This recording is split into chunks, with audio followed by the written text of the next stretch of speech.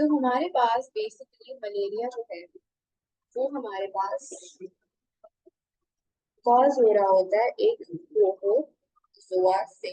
Protozoa क्या होता है? प्रोटोजोआ किंगडम प्रोटोक्टिस्टा से बिलोंग करता है। हमारे पास 5 किंगडम्स होती हैं। प्रोकैरियोट व्हिच इज बैक्टीरिया, वो सारे यूनिसेल्युलर होते हैं। और उसके बाद जो बाकी 4 किंगडम हमारे पास होते हैं, जिसमें हमारे पास प्रोटोक्टिस्टा है, प्लांटी है, फंगाई, एनिमेलिया। ये चारों जो हमारे पास किंगडम होते हैं वो हमारे पास होते हैं यूकेरियोटिक किंगडम्स। और इनके पास क्या होता है, इनकी जो खास पहचान होती है, खास कैरेक्टरिस्टिक होती है, वो ये होती है कि इनके पास ट्रू न्यूक्लियस होता है। सो अब तक हमने 3 डिजीजेस देखी थी।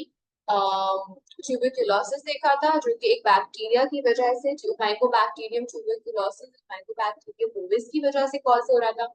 हमने फिर कॉलेरा देखा था जो अगेन एक बैक्टीरिया डिजीज थी, यानी कि विब्रियो कॉलेरा बैक्टीरिया उसको कॉज कर रहा था। HIV की जहां तक बात है, HIV was caused by AIDS was caused by HIV, which was human immunodeficiency virus। Virus हमारे पास एक पार्टिकल होता है जो कि सिर्फ और सिर्फ होस्ट सेल में आकर एक्टिवेट हो रहा होता है, एंड उसका अपना कोई न्यूक्लियस नहीं होता, सिर्फ जेनेटिक मटेरियल होता है और प्रोटीन होता है उनके पास। So it is not a proper species। Why? Because outside of the host cell वो अपनी जो भी metabolic activities and reproduction है वो carry out नहीं कर सकता। पर प्रोकैरियोट्स हमारे पास यूनिसेल्युलर होते हैं, उनके पास ट्रू न्यूक्लियस नहीं होता। Now this particular disease is being caused by a eukaryotic pathogen, जो कि हमारे पास एक प्रोटोजोआ या प्रोटोक्टिस्टा की स्पीशी है जिसका क्या नाम है, प्लाज्मोडियम। अच्छा, प्लाज्मोडियम की हमारे पास 4 स्पीशीज या 4 टाइप्स होती हैं। Plasmodium falciparum, Plasmodium malariae, Plasmodium ovale and Plasmodium vivax. The most commonly found positive agent और ह्यूमन में सबसे ज्यादा जो मलेरिया हो रहा होता है, जिस पैथोजन की वजह से हो रहा होता है, जिस प्लाज्मोडियम की स्पीशी की वजह से हो रहा होता है, वो कौन सी होती है? प्लाज्मोडियम फैल्सिपारम। तो 75% जो आपका मलेरिया फैलता है, अब जो पॉजिटिव एजेंट होता है मलेरिया का, वो प्लाज्मोडियम फैल्सिपारम होता है। सो अगर आपको ये तीनों नाम नहीं भी याद होते, that's all right, but you should know that the positive agent of malaria majority wise is Plasmodium falciparum in humans. अच्छा, हमारे पास बैक्टीरिया हो गया, फंगाई हो गया, और हमारे पास क्या कहते हैं, बॉडी से प्रोटोजोआ हो गया। ये सब हमारे पास माइक्रो ऑर्गेनिजम्स हैं, माइक्रोब्स हैं, यानी बहुत छोटे छोटे ऑर्गेनिजम्स जो नेकेड आई से नजर नहीं आते। इनको माइक्रो ऑर्गेनिज्म बुलाया ही इसलिए जाता है बिकॉज इनको देखने के लिए वी नीड अ माइक्रोस्कोप। सही है। अच्छा, हमारे पास कुछ ऐसे पैथोजेंस होते हैं जो डायरेक्टली हमारी बॉडी में एंटर कर जाती हैं, डायरेक्टली पेनिट्रेट कर जाती हैं, वाटर के थ्रू कर जाती हैं, एयर के थ्रू कर जाती हैं। लेकिन कुछ ऐसे पैथोजेंस होते हैं, कुछ ऐसे हमारे पास पॉजिटिव एजेंट्स होते हैं जिनको एक वेक्टर की जरूरत होती है। वेक्टर क्या है? वेक्टर को आप ये समझ लीजिए, वेक्टर एक मैसेंजर है या वेक्टर एक गाड़ी है जो एक चीज को या एक ऑर्गेनिज्म से दूसरे ऑर्गेनिज्म तक किसी चीज के ट्रांसफर में मीडिएटर का रोल प्ले कर रही है।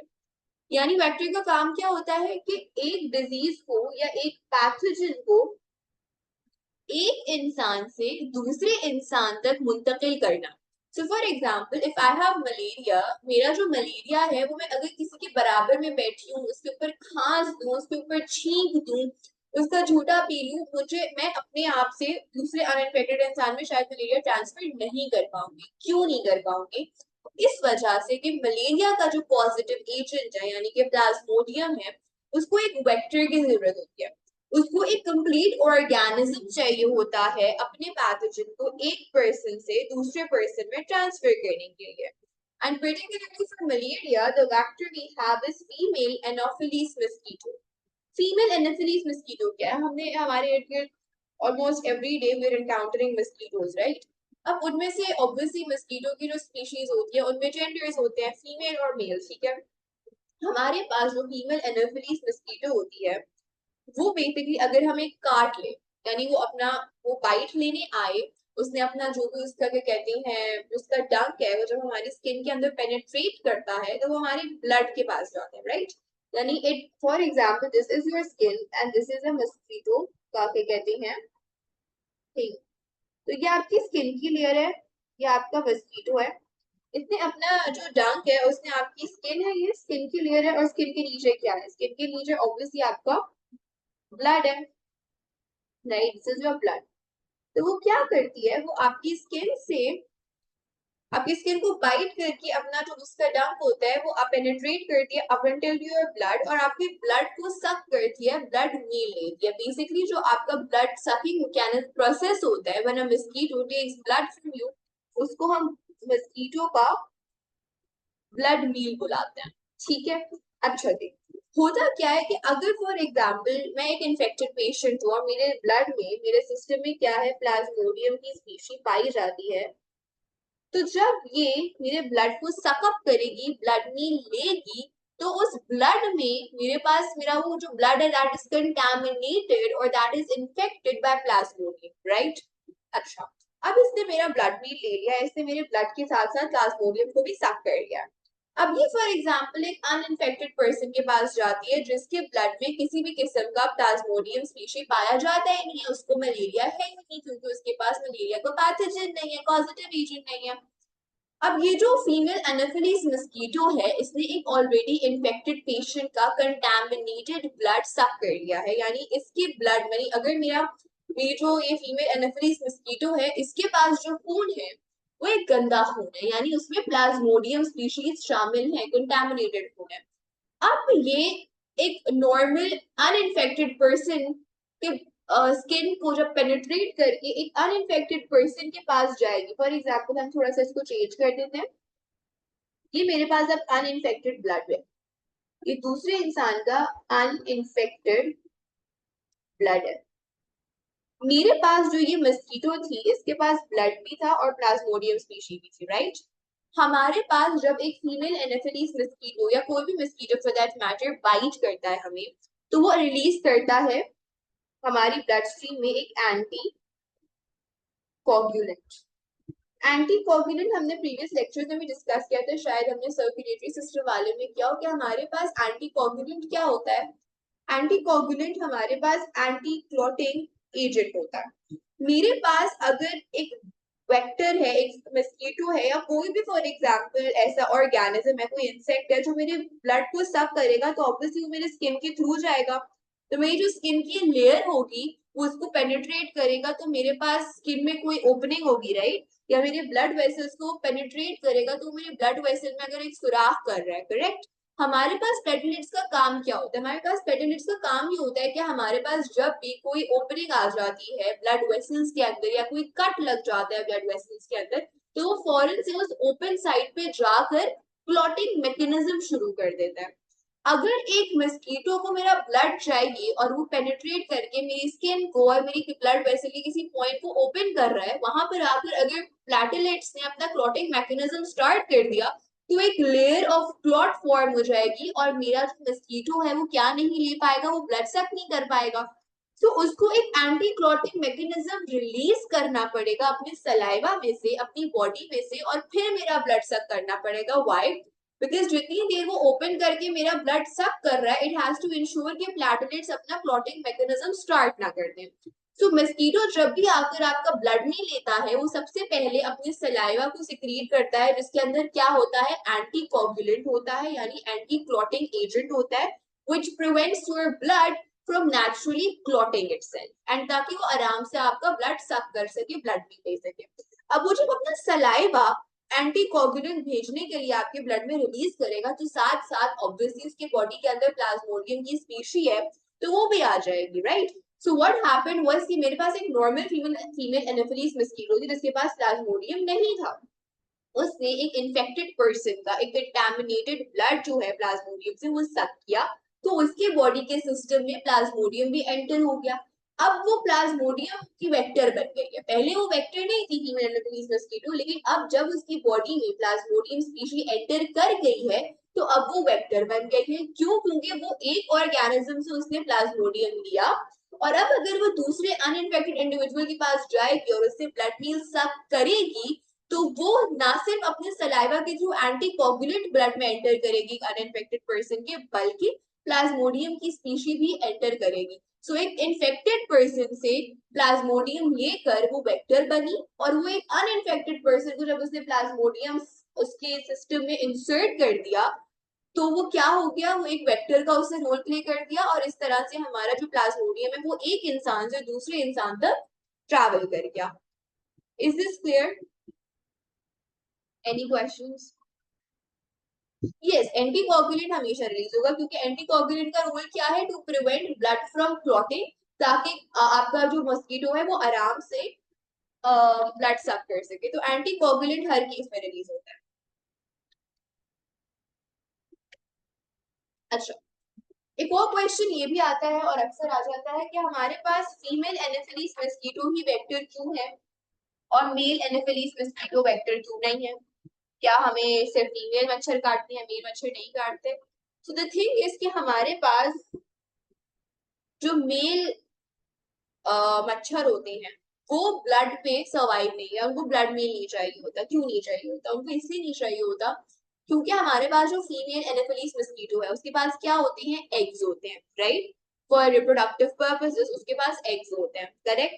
नाउ द थिंग इज कि हमारे पास हमारे जो ब्लड है, कोई भी ब्लड हो किसी भी ऑर्गेनिज्म का, उसके अंदर होते हैं ब्लड प्रोटीन्स, राइट? हमने सर्कुलेशन के टॉपिक में पढ़ा था कि हमारे पास ब्लड प्रोटीन्स होते हैं, फॉर एग्जांपल एल्ब्यूमिन होता है और फिब्रिनोजन, ये सारे हमारे पास ना हमारे होते हैं blood proteins. Now proteins are necessary for developmental purposes.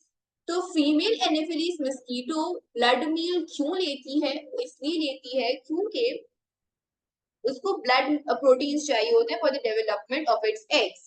तो देयरफॉर क्योंकि खाली फीमेल एनाफिलीज मस्कीटो ही ब्लड मील पर सरवाइव कर रही होती है, उसको ब्लड मील चाहिए होता है क्योंकि उससे उसको ब्लड प्रोटीन्स चाहिए होते हैं for the development of its eggs. That is why the female Anopheles mosquito is the vector for malaria, because malaria transfer through blood होता है। ठीक है, एक तो ये तरीका है हमारे पास ट्रांसमिशन का कि एक इन्फेक्टेड पर्सन से मस्कीटो बाइट को मस्कीटो बाइट किया फीमेल एनाफिलिस मस्कीटो ने, और वो फिर अनइन्फेक्टेड पर्सन के पास गई। Let's read it out, although मैं एक्सप्लेन कर चुकी हूं। Female Anopheles mosquito bites an infected person and releases an anticoagulant to prevent clotting of blood. Mosquito injects the parasite on sucking blood from an infected host. यानी कि जब हमारे पास mosquito ने blood में लिया एक इन्फेक्टेड होस्ट से, तो उसने खाली ब्लड को सक नहीं किया बल्कि साथ साथ उसने जो पैरासाइट है कंटामिनेटेड ब्लड में उसको भी अपने सिस्टम में इंजेस्ट करवा लिया है।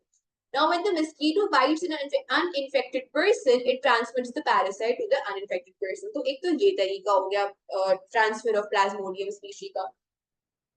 दूसरा तरीका होता है the parasite may be transferred via transfusion of unscreened blood. ये एक मोड है ट्रांसफ्यूजन का जो कि एड्स में भी हमने पढ़ा था, एड्स में भी ऐसा होता है। इसका मतलब क्या हुआ, फॉर एग्जाम्पल लैब है, लैब में बहुत सारे सैंपल्स आते हैं ब्लड के, रोजाना की बेसिस में ब्लड सैंपल्स आ रहे होते हैं लेबोरेटरीज में टेस्टिंग पर्पसेस के लिए, एक्सपेरिमेंटल पर्पसेस के लिए। अब फॉर एग्जाम्पल अक्सर ये भी होता है कि हम ब्लड डोनेट कर रहे होते हैं, राइट? फॉर एग्जाम्पल किसी को बी पॉजिटिव ब्लड की जरूरत है, तो मैंने कहा यार I have B positive blood, let's do no transfer my blood to that person. अब हो सकता है कि मैंने तो एक नेक नियति के साथ ही सोचा कि यार किसी को ब्लड की जरूरत है, let me give my blood. तो हो सकता है कि मेरे ब्लड में कोई ना कोई पैथोजन हो जिसने मेरी सिस्टम को तो अफेक्ट नहीं किया, या मेरी इम्यूनिटी बनी हुई थी उस पैथोजन के अगेंस्ट, या मेरी इम्यूनिटी बनी हुई थी उस डिजीज के अगेंस्ट, या मेरा इम्यून सिस्टम ऑलरेडी इतना स्ट्रांग था कि उस पैरासाइट का या उस पैथोजन का मेरे सिस्टम में होने की वजह से मुझे तो डिजीज थी नहीं। अब मुझे डिजीज नहीं थी तो मुझे तो पता ही नहीं कि मेरे सिस्टम में कोई पैथोजन एग्जिस्ट करता है कि नहीं करता। मैंने क्या किया, मैंने अपना ब्लड डोनेट कर दिया, और जो लेबोरेटरी वाले थे उन्होंने मेरे ब्लड को स्क्रीन नहीं किया। स्क्रीन करने का क्या मतलब है कि आप ब्लड का एक ओवरऑल क्या कहते हैं टेस्ट करो कि इस ब्लड में कोई पैथोजन, कोई बैक्टीरिया, कोई फंगाई, कोई वायरस, कोई चीज ऐसी है तो नहीं। तो स्क्रीनिंग का मतलब ये होता है जैसे हमारे पास फिल्ट्रेशन सिस्टम होते हैं ना पानी को फिल्टर करने के लिए, कि आप पानी को फिल्टर के थ्रू गुजारो टू इंश्योर कि सारे का सारा जो गंदगी है वो आपका रेसिड्यू बन के रह जाए और जो साफ पानी है वो फिल्टर हो जाए, फिल्ट्रेट बन जाए। तो स्क्रीनिंग का भी यही मकसद होता है कि ब्लड को स्क्रीन करने का मकसद ये होता है टू इंश्योर कि ब्लड के अंदर किसी भी किस्म का कोई पैथोजन, किसी भी किस्म का कोई टॉक्सिन एग्जिस्ट ना कर रहा हो। अगर ब्लड स्क्रीन नहीं हुआ हुआ यानी अनस्क्रीन्ड ब्लड है और उस अनस्क्रीन्ड ब्लड की ट्रांसफ्यूजन हो जाए और उस अनस्क्रीन्ड ब्लड में प्लाज्मोडियम की स्पीशीज थी, तो मेरा जो इन्फेक्टेड ब्लड था वो मैंने एक अनइन्फेक्टेड पर्सन के अंदर इंजेक्ट करवा दिया, उसको डोनेट कर दिया है, तो इस वजह से भी इस प्रोसेस के थ्रू भी मलेरिया ट्रांसफर हो सकता है। ठीक है, या प्लाज्मोडियम की स्पीशी ट्रांसफर हो सकती है। Now let's come to vertical transmission. Vertical transmission हम immunity के चैप्टर से पढ़ते आ रहे हैं। Vertical transmission क्या होती है? Vertical transmission is basically transfer of pathogen from the mother across the placenta. Placenta during pregnancy जो connecting tissue होता है between the mother and child उसको कहते हैं across the placenta, और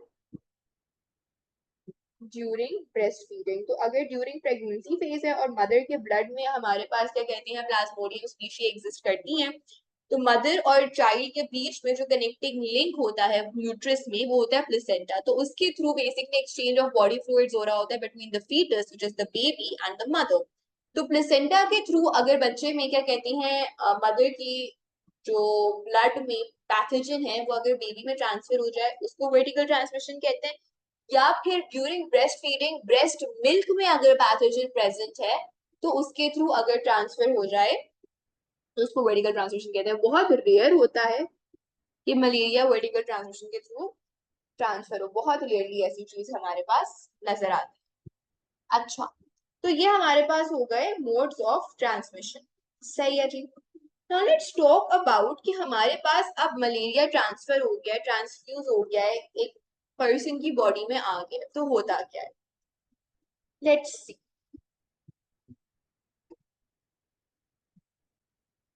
हमारे पास मस्कीटो में प्लाज्मोडियम एंटर कर गया। ठीक है, मस्कीटो में प्लाज्मोडियम एग्जिस्ट कर रहा है। प्लाज्मोडियम जब मस्कीटो के अंदर होता है तो ऑब्वियसली वो उसके जो गमीट्स होते हैं, गमीट्स क्या होते हैं बेसिकली हमारे पास सेक्स सेल्स को हम गमीट्स बुलाते हैं। तो हमारे पास गमीट्स की जो फ्यूजन है यानी कि फर्टिलाइजेशन है वो हमारे पास मस्कीटो के अंदर हो रही होती है। ठीक है, और obviously after fertilization the plasmodium species multiply and form infective forms inside the mosquito। तो mosquito के अंदर कुछ प्लाज्मोडियम अपने लाइफ साइकिल के स्टेजेस कंप्लीट कर रहा होता है। अब वो मस्कीटो जो है उसने एक ब्लड मील लिया, उसने एक क्या कहती हैं एक पर्सन को बाइट किया, जिसकी वजह से क्या हुआ उसकी जो सलाइवा में प्लाज्मोडियम की स्पीशीज थी वो एंटीकोगुलेंट के साथ एंटर कर गई into the host. For example मेरे अगर मुझे किसी फीमेल एनाफिलीज मस्कीटो ने बाइट किया जिसके पास प्लाज्मोडियम था, उसके सलाइवरी ग्लैंड्स में मेरे पास छुपा हुआ बैठा था प्लाज्मोडियम का पैथोजन या प्लाज्मोडियम का स्पीशीज बैठे हुए थे। तो जब सलाइवा उसने सिक्रीट किया मेरे ब्लड के अंदर टू रिलीज एंटीकोगुलेंट, तो साथ साथ क्या एंटर हुआ मेरे अंदर? प्लाज्मोडियम स्पीशी भी आ गई उस सलाइवा में। ठीक है, अब हमारे पास प्लाज्मोडियम की जो स्पीशीज होती हैं वो सबसे पहले एंटर करती हैं ब्लड स्ट्रीम में और पहले वो जाकर अफेक्ट करती हैं लिवर सेल्स को। ठीक है, लिवर सेल्स में वो अफेक्ट करती हैं। लिवर सेल्स में वो एक अपना लाइफ साइकिल का स्टेज कंप्लीट करती हैं। लाइफ साइकिल का कौन सा स्टेज होता है वो आपको नहीं पता होना चाहिए, बट जस्ट कि अभी आपको क्लियर हो जाए, so I tell you this thing. हमारे पास जब मस्कीटो से ब्लड स्ट्रीम के अंदर एंटर होता है हमारा प्लाज्मोडियम का स्पीशी, तो उस वक्त जो उसकी फॉर्म होती है वो हमारे पास होता है स्पोरोजोइट्स। स्पोरोजोइट्स क्यों कहते हैं प्लाज्मोडियम की उस लाइफ साइकिल की स्टेज को? क्योंकि उस वक्त जो प्लाज्मोडियम की स्पीशी होती है ना वो स्पोर्स की तरह होती है, तो उसको स्पोरोजोइट्स बुलाया जाता है। अच्छा, अब जब ये ब्लड स्ट्रीम में हमारे पास एंटर कर जाता है Plasmodium in the form of sporozoites, तो ये कहाँ जाके रिफ्यूज सी करता है, कहाँ जाके छुप जाता है? ये चला जाता है जी लिवर सेल्स में।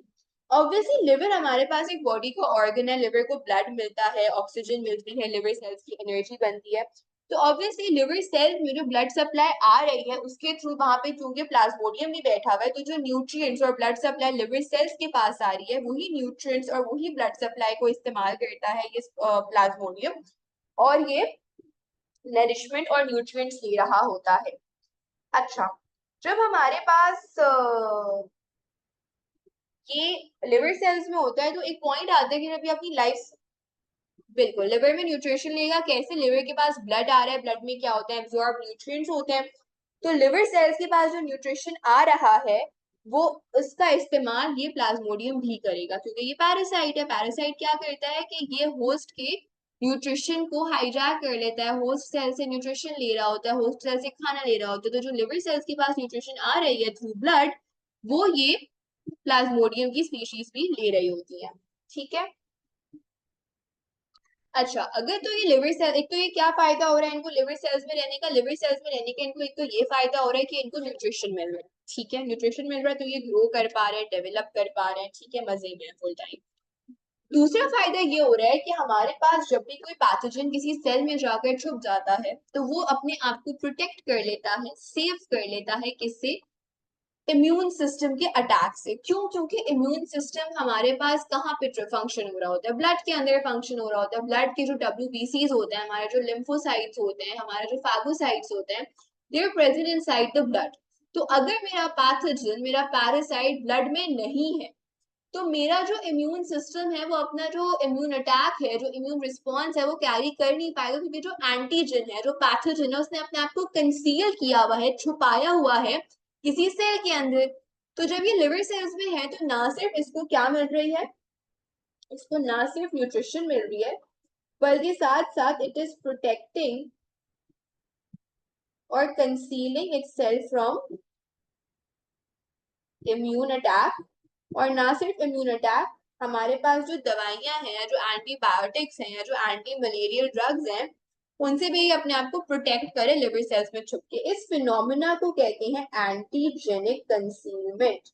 यानी हमारा जो एंटीजन है वो अपने आप को हाइड कर रहा है, छुपा रहा है इम्यून अटैक से, इम्यून सिस्टम से। और क्योंकि उससे कंसील्ड है तो इसको फिनोमिना को हम क्या बुला रहे होते हैं, एंटीजेनिक कंसीलमेंट। अच्छा, जब ये लिवर सेल्स में एक अपना सर्टेन लाइफ साइकिल का पीरियड कंप्लीट कर लेता है तो ये कहाँ पे जाता है, अब इसका जो नेक्स्ट स्टेप होता है, इसका नेक्स्ट स्टेप बेसिकली होता है आपका इनटू द आरबीसीज। यानी वो जब हमारी बॉडी में एंटर होता है, ब्लड स्ट्रीम में एंटर होता है फॉर द फर्स्ट टाइम, तो ये स्पोरोजोइट्स होता है। लिवर सेल्स में ये स्पोरोजोइट्स न्यूट्रिशन ले लेकर मेच्योर करते हैं इनको मीरोजोइट्स। आपको ये लाइफस्टाइल की स्टेजेस बिल्कुल नहीं पता होनी चाहिए, जस्ट फॉर योर अंडरस्टैंडिंग मैं ये बता रही हूँ ताकि आप कंफ्यूज ना हो कि ये बार बार इतनी सारी जगहों से क्यों गुजर रहा है। पहले ब्लड में था, फिर लिवर में चला गया, फिर आरबीसी में चला गया। ये डिफरेंट डिफरेंट साइट्स पे इसलिए जा रहे हैं क्योंकि डिफरेंट डिफरेंट साइट्स पे ये अपनी एक कंप्लीट लाइफ साइकिल की स्टेज पूरी करता है, मेच्योर होता है। जब एक जगह पर, इट्स लाइक अ स्टेशन, एक स्टेशन पे उसका एक काम पूरा हो रहा है, एक लाइफ साइकिल का स्टेज पूरा हो रहा है। जब वो लाइफ साइकिल का स्टेज पूरा हो गया, वो मेच्योर हो गया, तब वो दूसरे स्टेशन पे जा रहा है। तो जब वो स्पोरोजोइड से मीरोजोइड्स में मेच्योर हो जाते हैं इनसाइड द लिवर सेल्स, तो those merozoites go to the RBCs. अब आरबीसीज में क्या हो रहा होता है, आरबीसीज में भी यही हो रहा होता है that they basically mature, they get the nutrition again। RBCs में छुपे हुए हैं तो क्या हो रहा है, इम्यून अटैक से छुपे हुए। अच्छा, एक बहुत मजे की चीज होती है, आरबीसीज हमारे पास, let me draw the structure of RBCs. ये हमारे पास आरबीसीज है, ठीक है। आरबीसी में हमारे पास जब आ गया ये मीरोजोइट वाला स्टेज प्लाज्मोडियम का, तो होता क्या है कि आरबीसीज के अंदर they are dividing and multiplying themselves, यानी बहुत रैपिड रिप्रोडक्शन हो रही होती है, माइटोसिस कह लो या रिप्रोडक्शन हो रही होती है इनकी, क्या कहते हैं, रिप्रोडक्शन नहीं हो रही होती, basically they multiplying themselves in number, mitosis कर करके अपनी आइडेंटिकल बहुत सारी कॉपीज बना रहे होते हैं। हमारे पास आरबीसीज के अंदर जब ये बहुत सारी कॉपीज बनाना शुरू करते हैं तो ऑब्वियसली एक पॉइंट आता है कि इतनी सारी कॉपीज बन जाती हैं कि हमारे पास आरबीसीज बर्स्ट हो जाते हैं। तो होता क्या है हमारे पास, for example let's assume, hypothetically speaking let's assume कि हमारे पास एक आरबीसी में कैपेसिटी है 20 मीरोजोइट्स तक को बर्दाश्त करने की। अगर 20 मीरोजोइट्स से ज्यादा हो गए तो मेरा आरबीसी फट जाएगा। मेरा आरबीसी जैसे ही फटा तो अब मेरे पास जो अभी तक कंसील्ड प्लाज्मोडियम की स्पीशीज थे वो क्या हो गए, वो हमारे पास ब्लड में वापस आ गए। तो हमारे पास थोड़ा सा वो अब ना ब्लड में क्या रिलीज करेंगे, वो टॉक्सिन्स रिलीज करेंगे, तो हमें फीवर डेवलप होना शुरू हो जाएगा, या हमारे पास जो भी टॉक्सिन्स के जो भी नेगेटिव इफेक्ट्स हैं वो डेवलप होना शुरू हो जाएंगे। तो हमारे पास होगा क्या कि हमारे पास मलेरिया में जो बुखार होता है ना वो कंसिस्टेंट नहीं होता, 1 घंटे में है, फिर वो उतर जाएगा, फिर हो रहा है, फिर उतर रहा है, फिर हो रहा है, फिर उतर रहा है। तो व्हाट इज द रीजन कि this fever is not consistent और this fever is not constant, इसमें इतनी फ्लक्चुएशन क्यों है?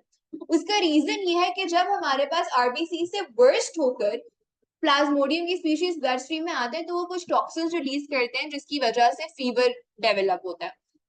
अब जैसे ये ब्लड स्ट्रीम में आ जाते हैं फौरन से ये भाग के किसी और आरबीसी में चले जाते हैं, वहां अपने आप को डिवाइड करते हैं, फिर आरबीसी बर्स्ट होते हैं, फिर ये ब्लड स्ट्रीम में आते हैं, फिर ये दूसरे आरबीसी में जाके छुप जाते हैं। तो ओवरऑल ड्यूरिंग मलेरिया हमारे पास जो आरबीसी का काउंट है वो डिक्रीज होना शुरू हो जाता है। तो मलेरिया की आइडेंटिफिकेशन ये होती है कि जो आरबीसी के नंबर है वो हमारे पास गिरना शुरू हो जाते हैं, ठीक है। तो हमारे पास इस तरह से हो रहा होता है क्या भला, पूरा लाइफ स्पैन कंप्लीट कर रहा होता है अपना plasmodium in our blood cells, ठीक है। सो हमारे पास जो सिम्टम्स नजर आ रहे होते हैं वो सिम्टम्स क्या होते हैं? आरबीसीज कैसे खत्म होंगे? आरबीसीज ऐसे खत्म होंगे कि जब हमारे पास आरबीसीज में इतने सारे प्लाज्मोडियम की स्पीशीज जब रैपिडली डिवाइड कर रहे होंगे तो ऑब्वियसली एक पॉइंट आएगा कि आरबीसी फट जाएगा, क्योंकि बर्स्ट हो जाएगा, बर्स्ट ओपन कर जाएगा। Why? Because the count of the merozoites और the count of the Plasmodium species inside them would increase so much कि इतनी कैपेसिटी, इतनी जगह आरबीसी में बचेगी नहीं, जिसकी वजह से आरबीसी बर्स्ट ओपन हो जाएगा, आरबीसी का लिसिस हो जाएगा, ठीक है। फिर आरबीसी फटना शुरू हो जाएंगे, जब फटना शुरू हो जाएंगे तो उनका आरबीसी का काउंट खत्म और गिरना शुरू हो जाएगा।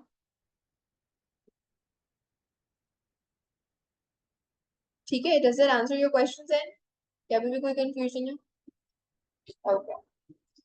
साइंस एंड सिम्टम्स क्या होते हैं? हाई फीवर विद चिल्स, और ये कब डेवलप होता है? जब हमारे पास ज्यादातर जो फीवर के सिम्टम्स होते हैं वो हमारे पास तब डेवलप हो रहे होते हैं जब हमारे पास ये आरबीसी से जब फट जाते हैं और for a little time period हमारे पास जो ये प्लाज्मोडियम की स्पीशीज हैं ये हमारे ब्लड स्ट्रीम में एंटर कर जाते हैं, ब्लड स्ट्रीम में एक्सपोज हो जाते हैं।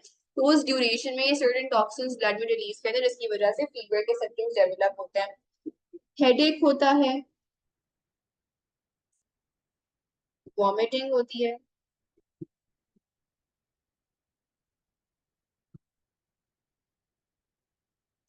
Then we have excessive sweats,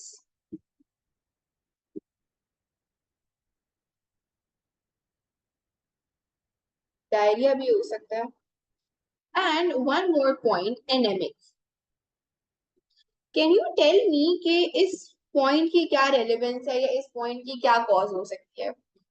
it is something related to what I have just explain to you, so just take a while and think कि एनेमिक क्यों हमारे पास हो जाती है, एनेमिक सिम्टम्स क्यों डेवलप हो जाते हैं, एनेमिक क्या होते हैं?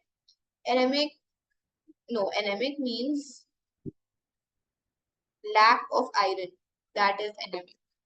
ये क्यों हो रहा है? आयरन हमारे पास कहाँ पे पाया जाता है body? Anaemia is a condition, RBC में पाया जाता है, वेरी गुड। हमारे पास आरबीसी में भी आयरन कहाँ पर पाया जाता है? आयरन बेसिकली होता है हमारे पास हीमोग्लोबिन के सेंटर में, हमारे पास आयरन होता है ना, फिर पॉलीपेप्टाइड चेन के बीच में एक आयरन का आयन प्रेजेंट होता है। तो एक हीमोग्लोबिन की मॉलिक्यूल में हमारे पास 4 आयरन के आयन्स होते हैं। तो हमारे पास आयरन क्यों कम हो रहा है? Why are we developing anaemia? Iron तो नहीं खा रहा मेरा plasmodium, so what is the reason that I'm developing anemia in malaria? So basically anemia is a condition, हमारे पास एनीमिया, जो मैंने आपको बोला लैक ऑफ आयरन, हमारे पास एनीमिया बेसिकली तब होता है या लैक ऑफ आयरन तब होता है, it's a condition in which the number of red blood cells और द हीमोग्लोबिन कॉन्सेंट्रेशन, क्योंकि हमारे पास बेसिकली एज ई जस्ट मेंशन कि आयरन जो होता है वो हीमोग्लोबिन में पाया जाता है, तो या तो हमारे पास हीमोग्लोबिन कॉन्सेंट्रेशन कम हो जाए बॉडी में या फिर हमारे पास आरबीसीज ही कम होना शुरू हो जाए, तब हमारे पास क्या होता है? हमारे पास एनेमिक सिम्टम्स डेवलप हो रहे हो। तो so tell me, in this case in malaria हमारे पास आरबीसीज कम हो रहे हैं इस वजह से है, या हीमोग्लोबिन कॉन्सेंट्रेशन कम हो रही है इस वजह से है, या दोनों की वजह से है? आयरन हमारे पास बेसिकली आरबीसीज और हीमोग्लोबिन में होता है, ठीक है। तो एनीमिया क्या होता है कि जब हमारे पास आरबीसीज या तो कम हो रहे हो या बॉडी में हीमोग्लोबिन प्रोडक्शन कम हो रही हो, हीमोग्लोबिन की कॉन्सेंट्रेशन कम हो रही हो, तब एनीमिया होता है, ठीक है। मेरा क्वेश्चन आपसे ये है कि मलेरिया में एनीमिया की वजह क्या है? क्या हमारे पास आरबीसीज के नंबर डिक्रीज हो रहे होते हैं मलेरिया में, आरबीसीज कम हो रहे होते हैं? यस।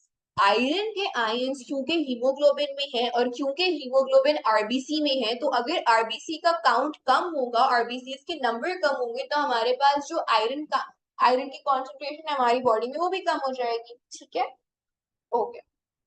और बिल्कुल जैसे आपने मेंशन किया, फटीग भी होगी क्योंकि ऑब्वियसली आप के आरबीसीज कम हो रहे हैं तो बॉडी की ऑक्सीजन कैरिंग कैपेसिटी कम हो रही है, ऑक्सीजन कैरिंग कैपेसिटी कम हो रही है तो ऑब्वियसली हमारे पास जो एनर्जी प्रोडक्शन है, यानी जो रेस्पिरेशन है, एटीपी सिंथेसिस है, वो हमारे पास अफेक्ट हो रहा होगा।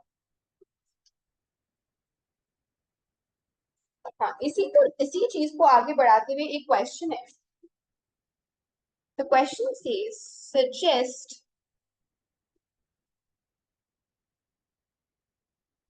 The likely effects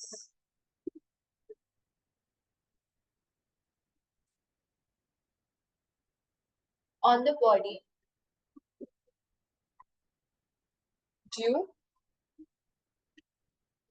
to the presence of malarial parasites in RBCs।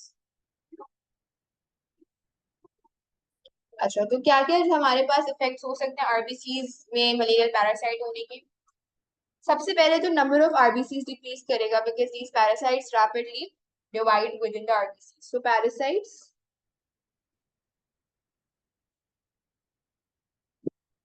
multiply within RBCs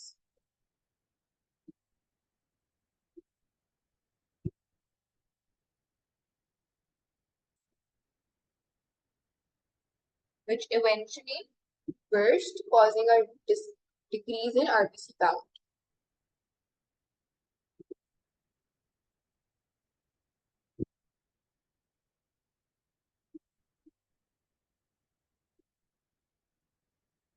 then हमारे पास क्या हो रहा होता है, हमारे पास क्योंकि आरबीसी काउंट डिक्रीज हो रहा है तो हमारे पास ऑक्सीजन कैरिंग कैपेसिटी डिक्रीज हो जाएगी।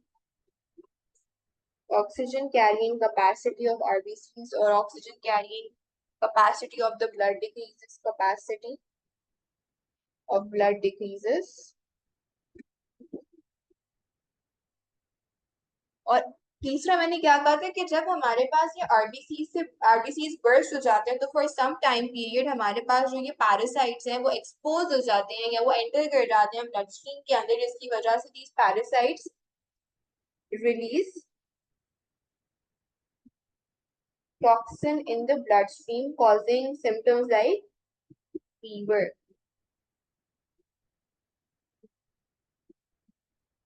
तो ये आपका ऐसे क्वेश्चन के लिए आंसर होगा, लाइक फीवर और शिवरिंग चिल्स। जब बहुत ज्यादा बॉडी में कपकपाहट होती है फीवर के साथ, इसको शिवरिंग चिल्स बुलाते हैं। अच्छा, अब इसका डायग्नोसिस कैसे किया जाए? हमने पॉजिटिव एजेंट पढ़ लिया कि प्लाज्मोडियम फैल्सिपारम हमारा पॉजिटिव एजेंट है, वेक्टर हमें पता है, फीमेल एनोफिलिस मस्कीटो है, ट्रांसमिशन कैसे हो रही है? अगर मस्कीटो एक इन्फेक्टेड पर्सन को बाइट कर ले और फिर जाके अनइन्फेक्टेड पर्सन को बाइट कर ले तो वो इन्फेक्टेड पर्सन का प्लाज्मोडियम अनइन्फेक्टेड पर्सन में इंजेक्ट कर सकती है।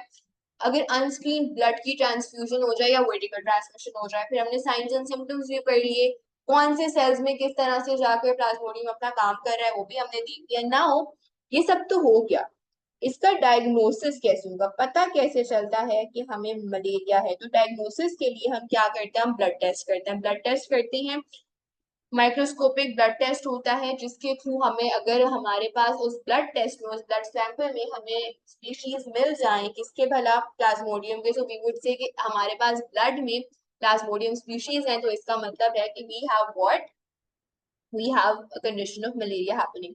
तो इसको हम पेरिफेरल ब्लड स्मीयर या फिर माइक्रोस्कोपिक ब्लड टेस्ट बुलाते हैं। अब डायग्नोसिस भी हो गया, पता भी चल गया कि हमारे पास इस पेशेंट को मलेरिया है, तो अब ट्रीटमेंट क्या होती है?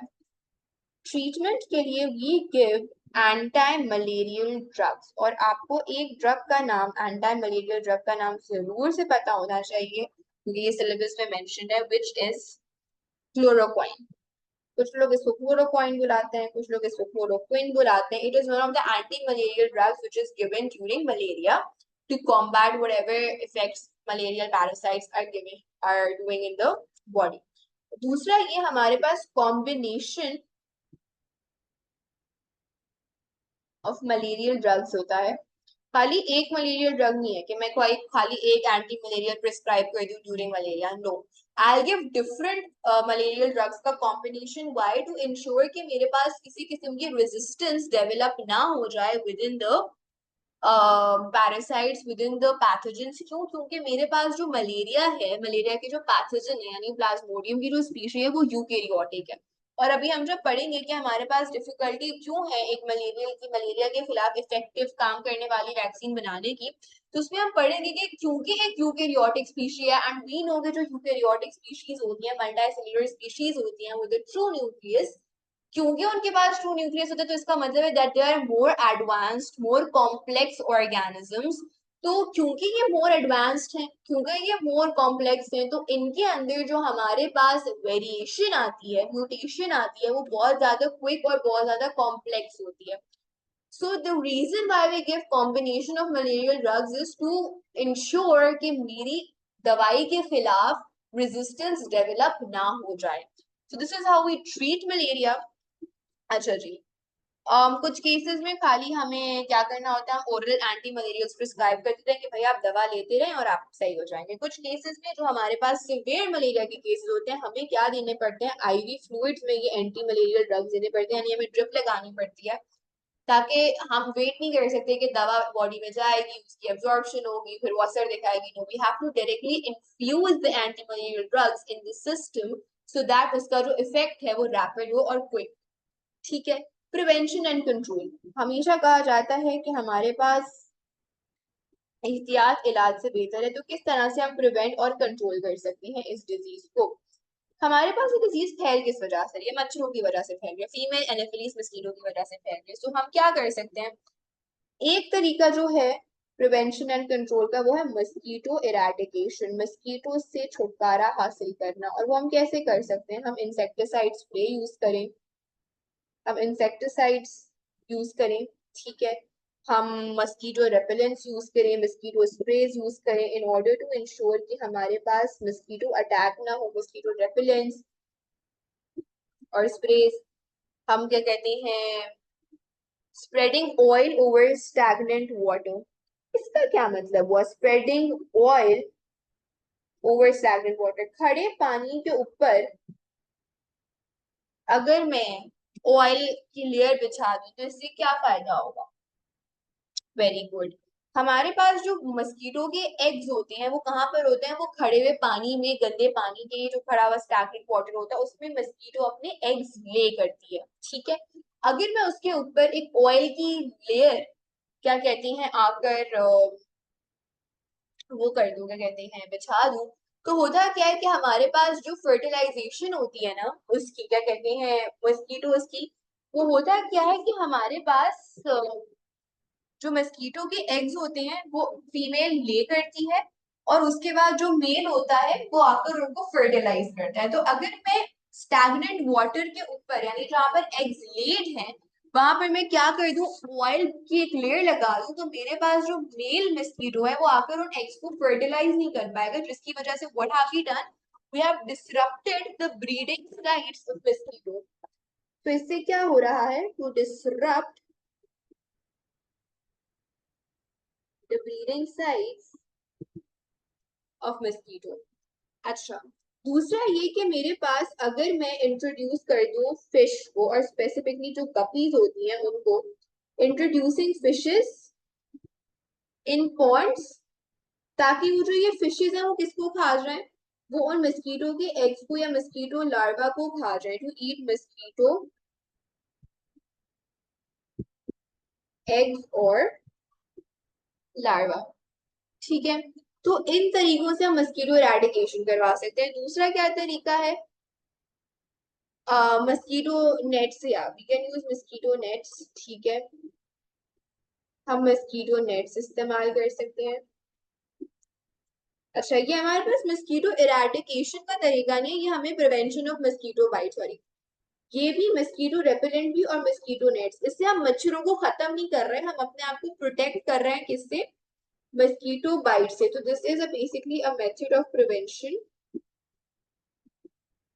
From mosquito bytes. एक और तरीका ये होता है दैट अगर आप अपने घर में जानवर पाल रहे, for example if you you take in a dog or a cat, तो हमारे पास जो मच्छर होते हैं वो जानवरों का ब्लड प्रेफर करते हैं over human blood. So what would happen is कि वो मच्छर होंगे आपके घर में एंटर करेंगे, वो आपके एनिमल्स या पेट्स का जो खून है उनको सक कर लेंगे और आपके खून को नहीं सक करेंगे, आपको नहीं बाइट करेंगे। तो एनिमल्स या पेट्स अगर आप घर में रख लोगे तो इससे आप अपने आप को प्रिवेंट करोगे, किससे, मस्कीटो बाइट से, because they are more likely to suck the blood of your pet than yours. ठीक है जी। उसके बाद हमारे पास होती है एक चीज, prophylactic drugs. Have you ever heard the name of prophylactic drugs?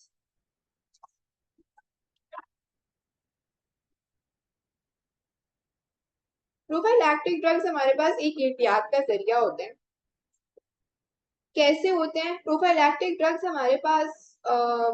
वो ड्रग्स होती हैं which are made, no, not for bacterial pathogen, they are basically a medicine or a drug that is used to prevent disease. यानी ये एहतियाती दवाइयां होती हैं कि ये आप खा के रख लें तो आपको ये डिजीज नहीं होगी। सो प्रोफाइलैक्टिक ड्रग्स हमारे पास are like prevention medicine that we eat them to ensure कि हमें ये दवा ना हो। तो आप अगर प्रोफाइलैक्टिक ड्रग्स को कंज्यूम करेंगे तो आपके चांसेस हैं कि आपको वो डिजीज ना हो। ठीक है, so these are the few ways through which we can do prevention and control from malaria और मलेरियल पैथोजन से हम अपने आप को प्रोटेक्ट कर सकें। और सबसे अहम चीज एजुकेशन, आप लोगों को एजुकेट करें on the methods of how malaria can be transferred, and this way when people would have this awareness कि मच्छरों से अपने आप को प्रोटेक्ट करना है, बीमारी किस तरह से फैल सकती है, अनस्क्रीन ब्लड ट्रांसफ्यूजन नहीं करवानी, तो इस तरह से हमारे पास हम मलेरिया के स्प्रेड को कंट्रोल कर सकते हैं। अच्छा, why it has been difficult to make an effective vaccine against malaria, vaccine and its problems? तो हमारे पास वैक्सीन बनाना इसलिए मुश्किल रहा है कि as I told you that हमारे पास जो प्लाज्मोडियम की स्पीशीज है, plasmodium species are what, they are eukaryotic, यानी कि इनके पास एक क्या है, ट्रू न्यूक्लियस है। ट्रू न्यूक्लियस है तो इसका मतलब ये that they are more advanced, more complex micro organisms, so they have the ability to produce many antigens. एक एंटीजन के बजाय बहुत सारे एंटीजेंस ये प्रोड्यूस कर सकते हैं, तो बॉडी के भी इम्यून सिस्टम के लिए मुश्किल हो जाएगा। एक, बिकॉज हमारे पास क्या होता है, एक एंटीजन के खिलाफ हम एक्शन ले रहे होते हैं ना, अगर एक ही स्पीशी के ऊपर डिफरेंट डिफरेंट तरह के एंटीजन हो जाएंगे तो कितना सारा काम बढ़ जाएगा, एंड देन उन सारे एंटीजन के खिलाफ एक वैक्सीन को बनाना कितना मुश्किल काम है। सो एक तो यूकैरियोटिक है, एडवांस ऑर्गेनिज्म है, जिसकी वजह से एक से ज्यादा एंटीजन प्रोड्यूस कर सकता है, इस वजह से वैक्सीन की फॉर्मुलेशन मुश्किल है। Then as I said antigenic variation हो जाती है म्यूटेशन की वजह से, इस वजह से हमारी इफेक्टिव वैक्सीन आज तक नहीं बन पाई है। देन हमारे पास, एज आई टोल्ड यू, कि एक ही ह्यूमन के अंदर एक ही साइकिल में एक से ज्यादा स्टेजेस होते हैं प्लाज्मोडियम के, यानी स्पोरोजोइट्स की फॉर्म में एंटर होता है, फिर वो मीरोजोइट्स बनता है, by the time it is ready to leave its ट्रिजोन्स। तो 3 डिफरेंट स्टेजेस होते हैं उसके ह्यूमन के अंदर, तो डिफरेंट डिफरेंट स्टेजेस को टारगेट करना भी एक मुश्किल काम है। फिर हमारे पास, as I said to you, antigenic concealment होती है। एंटीजेनिक कंसीलमेंट का मतलब यह है कि मेरे पास जो एंटीजन है वो छुप के बैठ जाता है या तो लिवर सेल्स में या आरबीसीज में, जिसकी वजह से इम्यून अटैक होना। वैक्सीन क्या करती है, वैक्सीन ये करवाती है ना कि एंटीबॉडीज प्रोडक्शन करवाती है। अब एंटीबॉडीज की प्रोडक्शन कहाँ हो रही है, they are getting produced and released in the blood. अगर मेरा प्लाज्मोडियम की स्पीशीज ब्लड में है ही नहीं, वो लिवर सेल्स या आरबीसी में छुपी बैठी हुई है, तो अगर मेरी एंटीबॉडीज प्रोड्यूस हो भी नहीं है वैक्सीन के थ्रू, तो उन एंटीबॉडीज की प्रोडक्शन मेरी इफेक्टिव क्यों नहीं है? क्योंकि मेरा जो एंटीजन है वो ब्लड में आ ही नहीं रहा, वो छुप के बैठा हुआ है लिवर सेल्स में और आरबीसी के अंदर। ठीक है, clear so far? Okay, one last bit and we end our class. Distribution of malaria globally. आपको क्या लगता है किन कंट्रीज में मलेरिया ज्यादा कॉमन है, या कहाँ पे ज्यादा कॉमन हो सकता है और क्यों हो सकता है? या एक कंट्री के किस, अफ्रीका में हो सकता है? Very good, so it's common in Africa. And do you think south Asia, central Asia में कॉमन होगा? बिल्कुल, तो जो हमारी साउथ एशियन या सेंट्रल एशियन कंट्रीज है, जैसे कि इंडिया हो गया, एक बांग्लादेश हो गया, पाकिस्तान हो गया, यहाँ पर कॉमन होगा। और हमारे पास जो फार ईस्ट है या मिडिल ईस्टर्न कंट्रीज है, वहां पे भी कॉमन होगा। अच्छा, क्यों कॉमन होगा? मलेरिया उन जगह पे कॉमन होगा जहाँ पे या तो पैरासाइट कॉमन हो, या हमारे पास वेक्टर कॉमन हो। यानी कि जहां जहां मच्छर ज्यादा हो सकते हैं ना, मच्छर कहाँ पे ज्यादा होंगे? मच्छर उन ममालिक में ज्यादा होंगे जहाँ पे गंदगी ज्यादा होगी, जहाँ पे पानी ज्यादा खड़ा होता होगा, गंदा पानी ज्यादा खड़ा होता होगा। तो हमारे पास मलेरिया उन रीजन्स में ज्यादा कॉमन होगा जहां पे हमारे पास पैरासाइट भी है, यानी प्लाज्मोडियम है। और खाली पैरासाइट अकेले तो कुछ कर नहीं सकता मलेरिया के केस में, तो खाली पैरासाइट नहीं, पैरासाइट के साथ साथ क्या क्या क्या और चीज कॉमन होनी चाहिए? हमारा वेक्टर कॉमन होना चाहिए। सो all those conditions which are favorable for the growth or for the life cycle of a female Anopheles mosquito, उन रीजन्स में हमारे पास मलेरिया पाया जाएगा। फीमेल एनोफिलीज मॉस्किटोस क्या आपको लगता है सर्द इलाकों में पाई जाती है, जहाँ पर बर्फबारी हो रही हो, -40 डिग्री सेल्सियस में? डू यू इमेजिन के मस्कीटो वहां पर होंगे? एग्जैक्टली क्यों? उनको क्या चाहिए? हॉट, ह्यूमिड, वाटरी क्लाइमेट चाहिए। तो हमारे पास जिन कंट्रीज का जो क्लाइमेट है वो हॉट हो, ह्यूमिड हो, यानी कि पानी वहां पे ज्यादा हो, वार्म हो, राइट, ऐसी कंडीशंस में हमारा mosquito, female anopheles mosquito survive करती है। So all the region which offer such climate, वहां पर क्योंकि वेक्टर की जो तादाद है वो ज्यादा होगी, इस वजह से हमारे पास वो होगा। हमारे पास जो पैरासाइट है, जो प्लाज्मोडियम है, इसकी जो रिप्रोडक्शन है, प्लाज्मोडियम रिप्रोडक्शन के लिए हमें टेम्परेचर चाहिए होता है, टेम्परेचर रिक्वायरमेंट होती है 20 degree Celsius inside the female anopheles mosquito. तो any country which has temperatures below 20 degree Celsius, यानी जो हमारे पास कोल्ड क्लाइमेट वाली कंट्रीज है, वहां पर भी मस्कीटो जो होगा वो पाया नहीं जाएगा, या प्लाज्मोडियम की जो रिप्रोडक्शन है वो पॉसिबल नहीं होगी। तो हमारे पास इस वजह से क्या कहते हैं, all those countries which have 20 degree Celsius and above temperature, वहां पे प्लाज्मोडियम और मस्कीटो दोनों पाए जाएंगे। देन हमारे पास प्रॉब्लम क्या हो गई है? एक रेजिस्टेंस डेवलप हो गई है अगेंस्ट क्लोरोक्वीन। तो बहुत से केस जगहों पे जहाँ पे मलेरिया ज्यादा था, हमने उनको एंटी मलेरियल क्लोरोक्वीन दी, तो वहां पर अब रेजिस्टेंस डेवलप हो गई। So all those regions, all those places, all those countries where there is a resistance against chloroquine, वहां पे मलेरिया ज्यादा पाया जाएगा। देन हमारे पास ट्रॉपिकल रीजन में तो है ही है, this is all the conditions of a tropical region. लेकिन वो ट्रॉपिकल रीजन जहाँ पे गुर्बत बहुत ज्यादा है, पावर्टी बहुत ज्यादा है, पावर्टी ज्यादा है, तो पुअर हेल्थ कंडीशंस होंगी, पुअर लाइफस्टाइल होगा। इस वजह से हमारे पास पुअर लाइफस्टाइल और हेल्थ कंडीशंस जिन ट्रॉपिकल कंट्रीज में होंगी, वहां पर हमारे पास मलेरिया ज्यादा कॉमनली पाया जाएगा। अच्छा, एक बहुत बड़ा जो प्रॉब्लम होता है वो होती है ट्रैवलिंग। अब जैसे कि आपने मुझे बताया दैट जो हमारी कोल्ड कंट्रीज हैं, या हमारे पास जो हॉट और ह्यूमिड कंट्रीज नहीं होती हैं, वो कंट्रीज जहाँ पे हमारे पास प्लाज्मोडियम या फीमेल एनोफिलीज मस्कीटो इतनी ज्यादा तादाद में नहीं पाई जाती, वहां पर हमारे पास मलेरिया का जो रेट है या मलेरिया की जो डिस्ट्रीब्यूशन है वो नहीं होगी। But for example brain drain हो रहा है, ट्रैवलिंग हो रही होती है, रोजाना के बेसिस पे लाखों लोग फार ईस्ट से, साउथ एशिया से, अफ्रीका से, यूरोपियन कंट्रीज या अमेरिकन कंट्रीज में जा रहे होते हैं। So when you're going from those tropical humid countries to these European American countries, तो ये अपने साथ अगर मलेरिया का पैरासाइट लेके जा रहे हैं तो अब जो डिस्ट्रीब्यूशन है ग्लोबली उसमें चेंज आ जाएगा, किसकी वजह से? ट्रैवलिंग की वजह से। दीज आर सम रीजंस जिसकी वजह से हमें ग्लोबल डिस्ट्रीब्यूशन ऑफ मलेरिया नजर आ रही होती है। I hope it's clear to you so far. Any questions?